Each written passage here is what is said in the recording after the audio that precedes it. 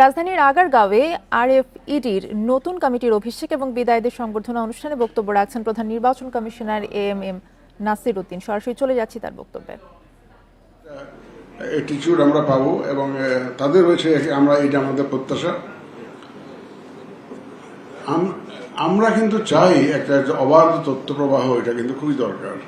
কিন্তু আপনারা একটু জেনে রাখা ভালো যে আমাদের এখানে 300-350 স্টাফ আছে, অফিসার সহ মিলিয়ে। এখানে আমাদের এখানে যে হেড অফিসে ফিল্ডে যারা কাজ করে সব মিলিয়ে আমাদের 5,000-5,500 হবে।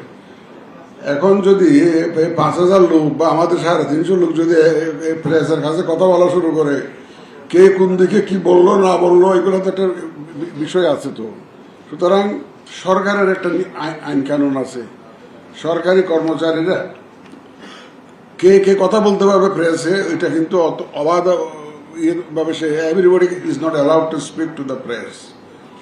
আমাদের এখানে আমরা নর্মালি আমরা ইসিতে সিদ্ধান্ত নিয়েছি যে আমাদের পলিসি ম্যাটারগুলো আমাদের যখন ইয়ে হয়, কমিশনের মিটিং হয়, আমরা আমাদের ব্রিগেডিয়ার ফজল সাহেবকে দায়িত্ব দিয়েছি। এটা আমরা he is authorized by the commission to speak on behalf of আস।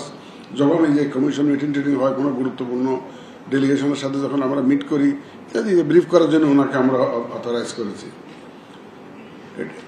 তারপরে আমাদের সচিব মহোদয় আছে, কোনো ইমপ্লিমেন্টেশন জাতীয় যদি কোনো কিছু বিষয় থাকে, আমাদের senior secretary he is authorized by ল।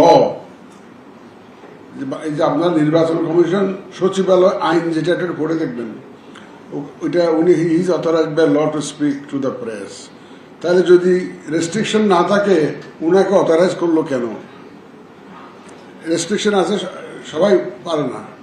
অথবা any person authorized by him, সচিব মহোদয় যদি কাউকে বলে যে না ঠিক আছে, you are allowed to speak to the press, তাই কথা বলতে পারবেন, ওনার পারমিশন নিয়ে কথা বলতে পারবেন, নো প্রবলেম।